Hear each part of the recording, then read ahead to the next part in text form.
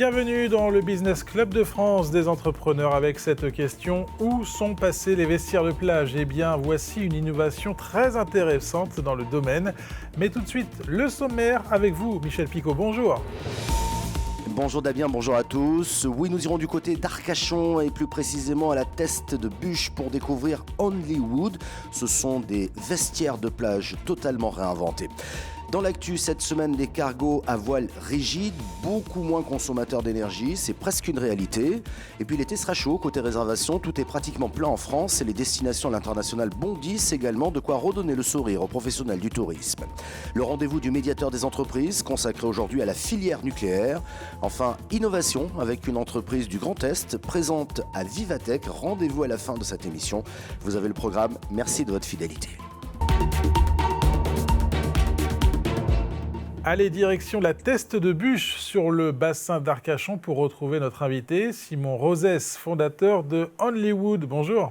Bonjour à tous. On va parler de Only Wood. Dans le nom de l'entreprise, il y a wood, donc bois. Cela donne une petite idée. Et vous nous dites que vous avez réinventé le vestiaire de plage. Qu'avez-vous réinventé justement ?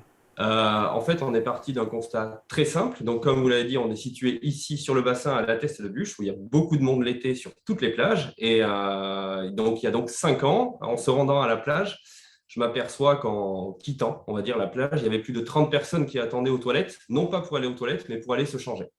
Et c'est là où tout simplement je me suis dit, il manque quelque chose en fait. À la plage, on peut tout faire, ou presque, mais on doit se débrouiller pour se changer. On fait comme on peut, soit on ne se change pas, derrière la serviette, dans la voiture ou autre, ou dans les toilettes. Et c'est à ce moment-là où l'idée est née, on va dire, on se change où et comment à la plage. Et on s'est dit, eh bien, on va réinventer la cabine de plage en proposant un mobilier urbain accessible à tous. Voilà comment l'histoire a débuté. Mais est-ce que vous pouvez nous décrire votre mobilier design, modulable, accessible à tous et démontable ? C'est exactement ça. Donc, on est parti du principe, comme je disais, de faire un mobilier urbain qui soit totalement géré par les collectivités, c'est-à-dire de l'installation, maintenance et désinstallation. Donc, ça s'installe très rapidement, en 1 heure à 2 personnes. Se désinstalle en fin de saison. C'est généralement positionné à l'entrée ou à la sortie de plage. Et ça permet en moyenne entre 300 et 500 personnes de l'utiliser chaque jour. Et comme vous l'avez si bien dit, il est modulable, c'est-à-dire il est soit simple ou double. Également au dos, et par la suite, on a développé d'autres produits. On peut y accoler par exemple une douche. Et donc, tous nos mobiliers sont accessibles au PMR. Et on est aussi partenaire de l'association Handiplage qui permet donc la labellisation de ces plages aux personnes à mobilité réduite. On va parler du produit lui-même. J'imagine que le bois est local et que tout est assemblé à la Teste de Buch. C'est du pain maritime, voilà, pain maritime français. Tout est fabriqué et assemblé à 100% en Gironde. Donc de l'approvisionnement à l'assemblage sur site. Tous les mobiliers sont donc assemblés ici et partent déjà montés sur palette. C'est pour ça que l'installation se passe très rapidement avec forcément du pain maritime et du pain français certifié, en effet. Alors vous en êtes où dans votre développement aujourd'hui ? Alors, où est-ce qu'on en est aujourd'hui ? On est depuis le début, on va dire, en plein développement. Forcément, le plus difficile en quelque sorte, ça a été de déployer les premiers modules parce qu'il y avait tout simplement pas ou peu de marché, c'est-à-dire que personne ne proposait ce produit-là. Et comme je le disais, on faisait comme on pouvait. Et quand on s'est rencontrés en novembre dernier, on revenait juste du dernier Salon des Mers à Paris, où on avait présenté toute notre gamme. Et donc, depuis novembre et depuis ce Salon des Mers, on continue à la fois à développer nos mobiliers, je vais vous en reparler. Et donc là, on est en pleine période de fabrication, livraison, installation pour les nouvelles communes qui nous ont fait confiance et qui vont déployer ces produits-là pour l'été à venir. Là, c'est la vraie période intense, on va dire, pour nous. Et donc aujourd'hui, on peut retrouver les modules Only Wood sur plus de 80 plages. Il y a plus de 80 modules déployés en France. Tout est parti, on va dire, ici, du bassin d'Arcachon. Et maintenant, là, il y a, on va dire, autant de déploiements sur le sud-est en Méditerranée qu'en Bretagne ou encore dans le nord, ainsi que sur l'intérieur des terres. Je prends l'exemple de Châtellerault qui a commandé un vestiaire pour cet été dans le sens où ils aménagent de plus en plus de plans d'eau et forcément qu'ils les rendent accessibles à tous. Donc, le développement de ce produit est fort et en même temps, notre but et notre objectif, il y en a plusieurs. Aujourd'hui, on s'adresse aux collectivités, on va dire, du littoral et ou à celles de l'intérieur des terres qui ont des plans d'eau. Le but, c'est quand même de passer du littoral à la France entière, donc en développant toute notre gamme de mobilier autour du produit phare qui a une forme et un design assez spécifique, donc le vestiaire de plage, comme l'église au centre du village, et donc de développer tout ce qui est banc, banquette, accroche vélo, poubelle, parce qu'on a quand même beaucoup de demandes à ce sujet-là, pour arriver dès le mois de novembre prochain au prochain Salon des Mers avec notre gamme complète. Vous nous avez déjà donné quelques infos sur vos projets, mais allons plus loin. Vous travaillez sur quoi? Qu'est-ce qu'il y a dans vos cartons? Dans les cartons, il y a, on va dire, deux développements en cours. Le premier qui est d'asseoir et de concevoir, on va dire, l'écosystème Hollywood. Donc vraiment d'avoir, parce que qu'est-ce que l'on retrouve à proximité d'un vestiaire aujourd'hui qui est déployé? Il y a très, très, très souvent une douche, des bancs, des poubelles. Il y a également des accroches ou abris vélo. Et le but, c'est d'unifier tout ça, d'harmoniser tout ça avec le même design, la même modularité, donc on est en plein dedans. Et d'un autre côté, comme je disais aussi, on a de fortes demandes pour tout ce qui est cabines de plage. Donc notre but, c'est également de pouvoir proposer les cabines de plage traditionnelles, mais sous un nouveau concept. Et on y travaille durement à l'heure actuelle pour être prêt, on l'espère, à la rentrée.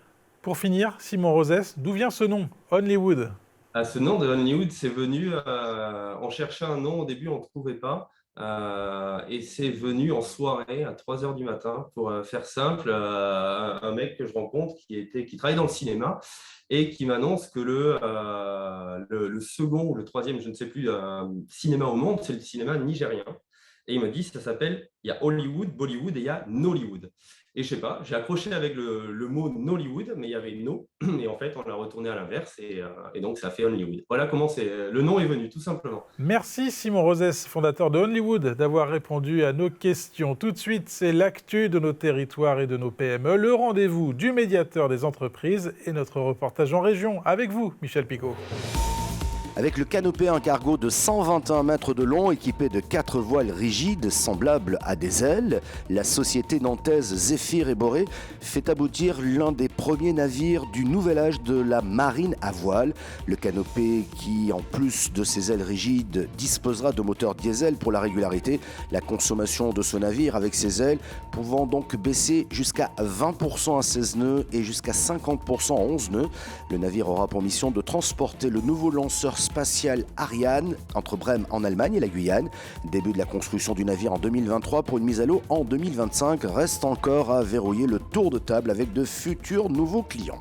Pour cet été 2022, tout est presque plein en France et la demande est aussi très forte à l'international. De quoi redonner le sourire aux acteurs du secteur, en commençant par les agences de voyage. Nous constatons une explosion des intentions de voyage cet été qui se traduit par une hausse de 20% du chiffre d'affaires des agences de voyage et de 8% du nombre de dossiers par rapport à 2019. C'est ce qu'indique Jean-Pierre Masse, le président de l'Association des entreprises du voyage. Des nouvelles de nos cigognes à Sarralbe, en Moselle. Il reste 2 cigogneaux qui ont été filmés, je vous le rappelle, 24 heures sur 24 grâce à une webcam branchée par la commune sur le toit de la mairie où les cigognes ont décidé de nicher. C'est notre feuilleton de l'été et c'est certainement le dernier épisode car ces cigogneaux ne vont plus tarder à prendre leur propre envol. Le rendez-vous du médiateur des entreprises avec Pierre Pelouzet. Bonjour, on va parler aujourd'hui de la filière nucléaire et de vos travaux. Vous, médiateur, et les entreprises de cette filière. Vous pouvez nous en dire plus? Effectivement, j'ai été missionné il y a 1 an maintenant, quasiment jour pour jour par le gouvernement, pour travailler avec la filière nucléaire. Vous savez comme on le fait sur plusieurs filières, essayer de faire progresser cette filière, avoir des achats plus responsables, avoir des relations clients-fournisseurs plus équilibrées. Et ça a été un gros travail, c'est toujours un gros travail, mais c'est une filière formidable qui s'engage, avec plusieurs étapes qui ont déjà été passées. D'abord, vous savez, on a notre charte relations fournisseurs et achats responsables. On a amené les 5 grands acteurs de ce secteur. Vous les connaissez, EDF, Lambra, le CEA, et puis Orano, Framatome, voilà, qui ont tous signé cette charte à l'occasion d'un grand salon qui a eu lieu en décembre de l'année dernière. Ça a été une première étape. Et puis maintenant, on les fait travailler sur cette charte, sur la continuité de cette charte. Je prends un exemple. Vous savez que dans la charte, on demande à chaque acteur d'avoir un médiateur d'entreprise qui va être le point d'entrée possible pour toutes les petites entreprises fournisseurs. Tous ces acteurs ont joué le jeu et ont mis en place ce médiateur. On les fait maintenant travailler sur la déclinaison de cette charte sur l'ensemble de l'écosystème, comment on peut travailler mieux en fonction de cette charte sur l'ensemble de la filière nucléaire, comment aussi embarquer leurs fournisseurs. Chacun a des fournisseurs clés. Et vous savez, le principe de notre charte, c'est que ça percole petit à petit dans les filières.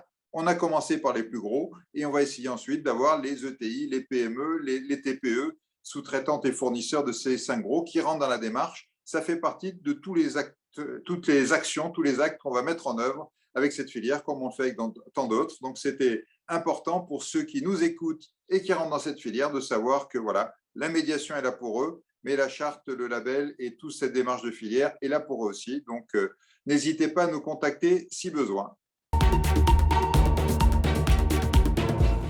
Et puis place à l'innovation dans le cadre du salon Viva Technologie qui s'est tenu à Paris.